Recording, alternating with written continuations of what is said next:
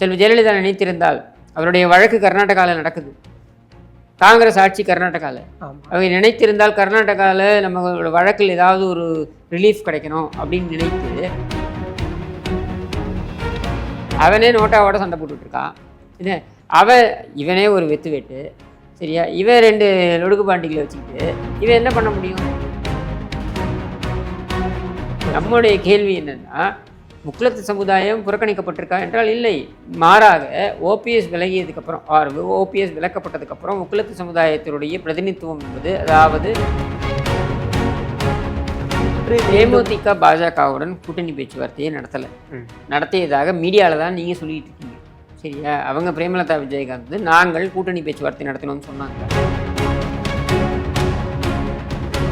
முதல்வரின் முகம் சிவந்தது, கோபத்தில் சிவந்து விட்டது. கழுகாரனை டேபிளுக்குள்ள உட்காந்து பார்த்தாரா?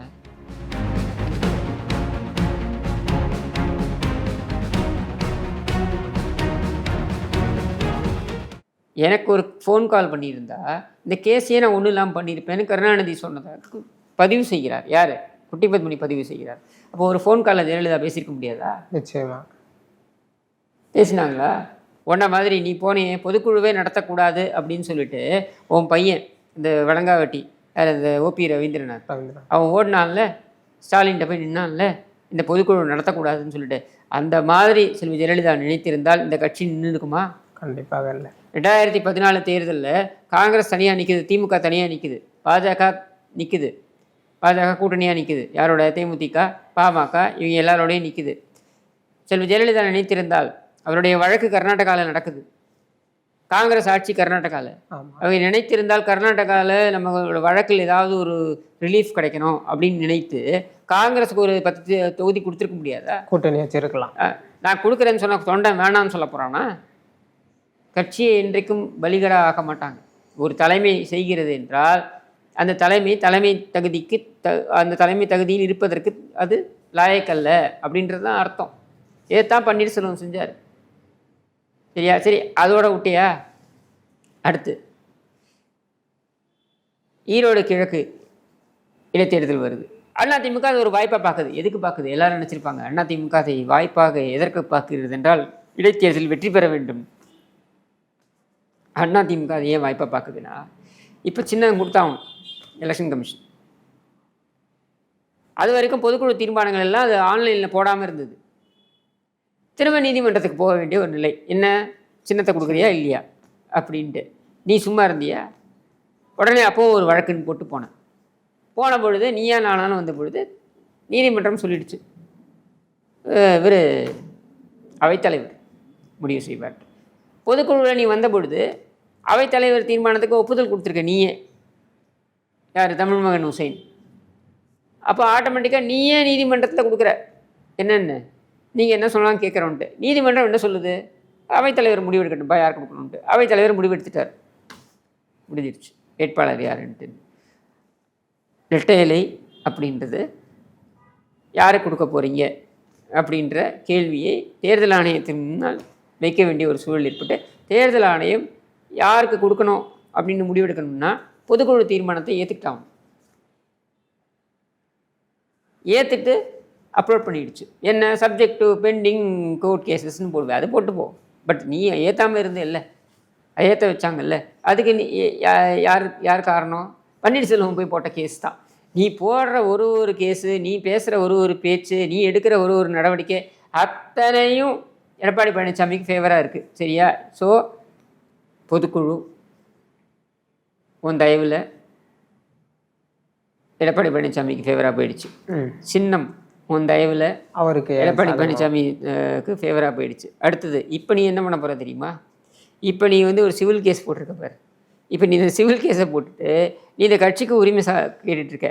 இப்போ நீ போய் தாமரை சின்னையில் போட்டிக்கிட்டேன்னா முழுமையாக உரிமையை நீ முழுமையாக விட்டு கொடுக்குறேன்னு அர்த்தம். வர வழியே கிடையாது. இப்போ நீ ரெட்டைலைக்கு எதிராக நீ பிரச்சாரம் பண்ணுறன்னா அது ஒரு ரெக்கார்டில் வரும். நிச்சயமாக அதிமுகவுக்கு எதிராக பிரச்சாரம் பண்ணுற, ரெட்டைலைக்கு எதிராக நீ பிரச்சாரம் பண்ணியிருக்க, எப்படி உனக்கு எப்படி கட்சியில் உரிமை கோர முடியுன்றது வராதா? இப்போ உணர்வார் இல்லை ஓபிஎஸ் நம்ம தவறான முடிவு எடுத்துட்டோமோ அப்படின்னு? உணர்ந்து இருந்தால் இந்த வேலையெல்லாம் பண்ண மாட்டார். இனிமேல் உணர்ந்து என்ன பிரயோஜனம்? மீண்டும் அதிமுக கூட்டணியில் சேர்த்துக்கிறதுக்கான வாய்ப்புகள் எதுவும் இருக்கா? நாங்கள் எதுக்குங்க 12 மணிக்கு சுடுகாட்டுக்கு போகிறோம்? முடிஞ்சு போன கேஸ் எல்லாம் இப்போ இதெல்லாம் முடிஞ்சு போன கேஸ், இதெல்லாம் திருப்பி வச்சுட்டு நாங்கள் என்ன பண்ண போகிறோம்? நாம தான் இப்போ, அதாவது உனக்கு வாய்ப்பு இருந்த பொழுதெல்லாம் பயன்படுத்திக்காமல் அதை கெடுத்து கொண்டது நீ. சரியா? இன்றைக்கி நீ எது பண்ணாலுமே அது எடப்பாடி பழனிசாமிக்கு ஃபேவராக தானே போகும். நிச்சயமாக.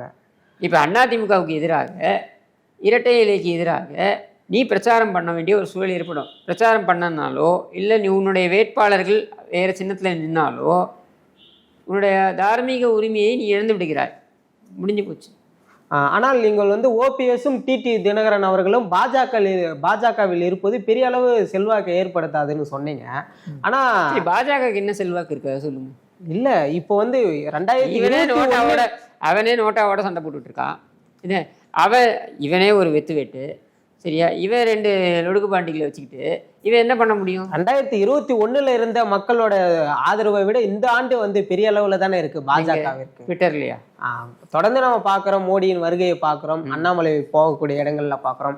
அங்கெல்லாம் வந்துட்டு பொதுமக்களுடைய வந்துட்டு ஆதரவு பெருகி இருக்கு. 2021 டிடிஎஃப் வாசனுக்கு இதை விட அதிகமாக கூட்டம் வரும். இருந்தாலும் ஒரு அரசியல் கட்சியோட ஒரு யூடியூபரை சம்மந்தப்படுத்தி பேசுறது அதிகமாக வருங்க. இப்போ என்ன பண்ணலாம்? அப்போ அவரே அரசியலுக்கு வர சொல்லிடலாம். அது நீங்கள் சொல்லிக்கோங்க. அண்ணாமலை வரும்போது டிடிஎஃப் வாசன் வரக்கூடாதா? ஏன் வரக்கூடாது?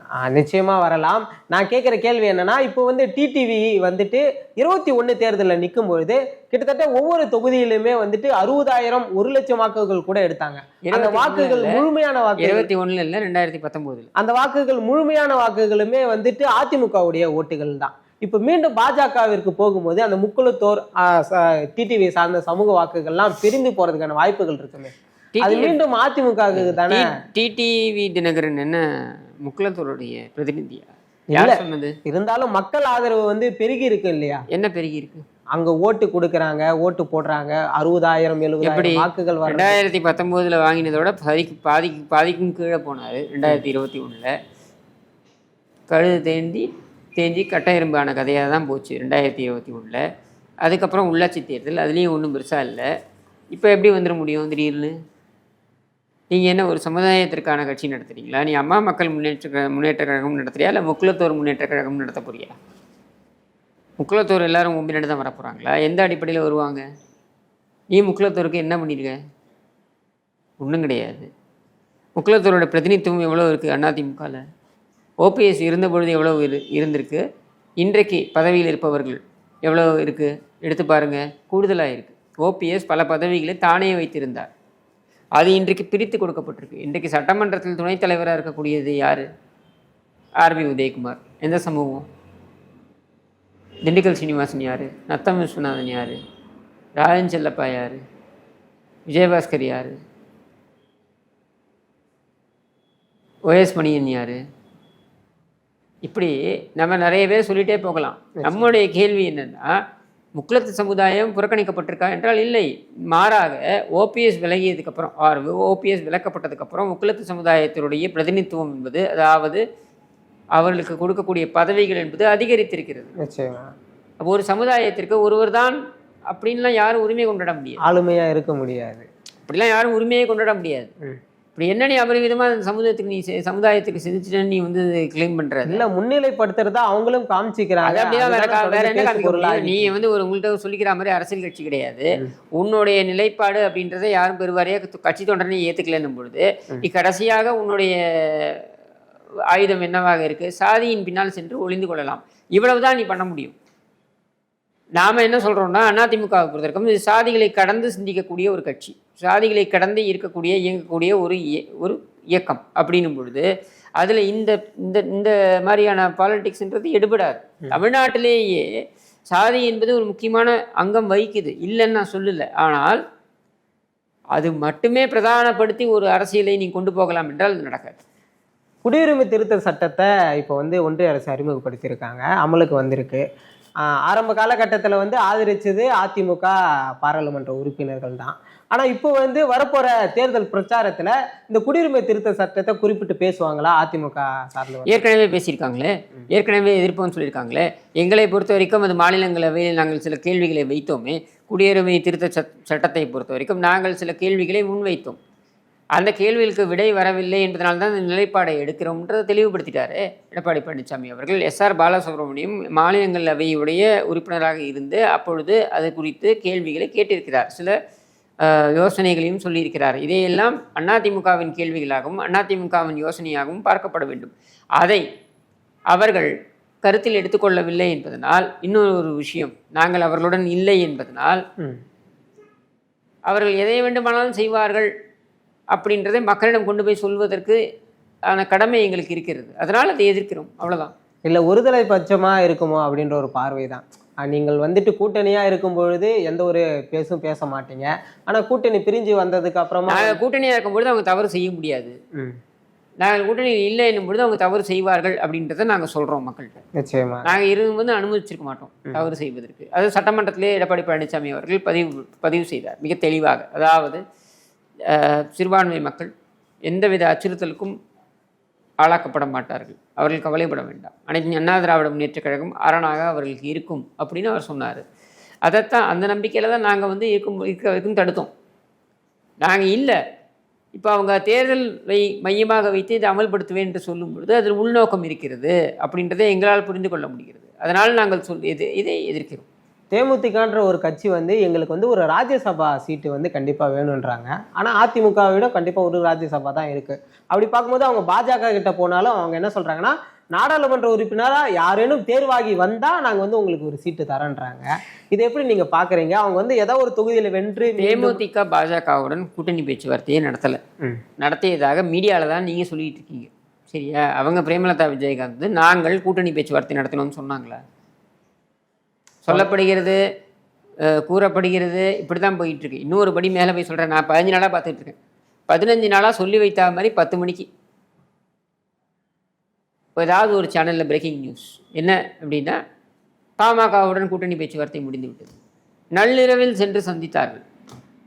இது என்ன ஏதாவது டெரரிஸ்ட் ஆக்டிவிட்டியா? இல்லை 2 மணி தேர்தலில் ஒரு கூட்டணி பேச்சுவார்த்தை நடத்துகிற, அது வெளிப்படையாக பண்ண வேண்டியதானே? உன் கூட்டணியில் இருந்தவங்க தானே அவங்க. பாமக உன் கூட்டணியில் இருந்தவங்க தானே, பாஜகவுடைய தேசிய ஜனநாயக கூட்டணியில் இருந்தவர்கள் தானே பாமக.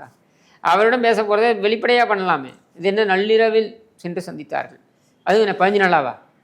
அப்படி என்னப்பா கூட்டணி வைக்க போகிறீங்க நீங்கள்? 15 நாளாக பேச்சுவார்த்தைன்னு பிக் பிரேக்கிங் நியூஸ் நீ மீடியாவில் தான் போட்டுட்ருக்கீங்க. உண்மையில் அப்படி நடந்ததா என்றால் நடந்திருக்க வாய்ப்பில்லை. ஏனென்றால் அன்புமணி ராமதாஸ் அவர்களே 15 நாட்களுக்கு முன்னர் செய்தியாளர்களை சந்தித்த பொழுது அவர் சொல்கிறார், என்ன சொல்கிறாரு, நீங்கள் பொறுப்பற்ற விதத்தில் நீங்கள் செய்திகளை வெளியிடுறீங்க, நாங்கள் பேச்சுவார்த்தையில் ஈடுபடுகிறோம் என்றால் நாங்கள் அதை வெளிப்படையாக அதிகாரப்பூர்வமாக தெரிவித்து விட்டு செய்வோம் அப்படின்னு சொல்கிறார். தகவல் அப்படின்ற பேரில் சோர்சஸ்ன்னு போட்டு என்ன வேணாலும் பேசலாமே. அப்போ சோர்சஸ்ன்னு போட்டு நீங்கள் இதெல்லாம் பேசுகிறீங்க, அவ்வளவுதான். ஒரு பக்கம் அன்புமணி அவர்கள் பாஜகவோடு போனால் நமக்கு மத்திய அமைச்சர் மீண்டும் ஆகிறதுக்கான வாய்ப்பு இருக்கும். ஆனால் ராமதாஸ் அவர்களும் நம்ம அதிமுகவோட இருந்தால் மட்டும்தான் 26ல் ஒரு வலிமையான கூட்டணியாக இருக்கு. 2 பேரும் உங்கள்கிட்ட சொன்னாங்களா அப்படின்ற ஒரு பேசு பொருளாகி இருக்கு. யார் அது பேச்சு பொருளாக்கினது? இது செய்திகள் தான், ஊடக செய்திகளுக்குலாம் என்ன தெரியும்? இவங்கெல்லாம் பார்த்துருக்காங்களா? ஊடகங்கள் நடுநிலைமையா இல்லை, சரியான செய்தியை, அதாவது நடுநிலைமை அப்படின்றத ஒரு பக்கம் விட்டுருங்க, இதை சொன்னால் பார்வையாளர்கள் வருவாங்கிறதுனால எதை வேணால் அடிச்சு விடுறது நான் பார்த்துருக்கேன். இந்த மாதிரி என்னென்னா கழுகாருன்னு போடுவாங்க விகடனில். முதல்வரின் முகம் சிவந்தது, கோபத்தில் சிவந்து விட்டது. கழுகாருன்னு டேபிளுக்குள்ளே உட்காந்து பார்த்தாரா? முதலமைச்சருடைய முகம் சிவந்து விட்டது அப்படின்றத ஜெயலலிதா பற்றி சொல்கிறதா இருக்கட்டும், கருணாநிதி பற்றி சொல்கிறதா இருக்கட்டும், ஸ்டாலினை பற்றி சொல்கிறதா இருக்கட்டும், அப்படியே கோபத்துடன் பார்த்தார். நீ என்ன பக்கத்தில் வந்து பார்த்திய, கோபத்தோட பார்த்தாங்கன்னு அடிச்சு விட வேண்டியது தான். அது மாதிரி தான் இது. நிச்சயமாக அன்புமணியும் ராமதாசும் சண்டை போட்டுக் கொண்டார்கள், அன்புமணியும் ராமதாசும் முறைத்து பார்த்து கொண்டார்கள். ஸ்கிரிப்ட் எழுத வேண்டியது தான். அப்போ ஊடகங்களில் உண்மைத்துவம் இல்லை என்பதை நீங்கள் குறிப்பிட்டு சொல்கிறீங்க. ஊடகங்களில் உண்மைத்துவம் என்பதோட இது மாதிரிலாம் எழுதினா பார்க்கறதுக்கு ஆளுங்க வருவாங்க, பார்வையாளர்களை கவர்வதற்காக நீங்கள் கிளிக் பைட்னு சொல்லுவோம். இது கண்டிப்பாக சார். அதிமுக கூட்டணியில் பலருக்கும் பலவிதமான பல்வேறு கருத்துக்கள் இருந்தது, சலசலப்பான சில நிகழ்வுகள் இருந்தது. அந்த கேள்விகளுக்கெல்லாம் ரொம்ப தெளிவாக பதில் சொன்னீங்க. நம்ம மேலும் ஒரு காணொலியில் சந்திக்கலாம் சார். நன்றி.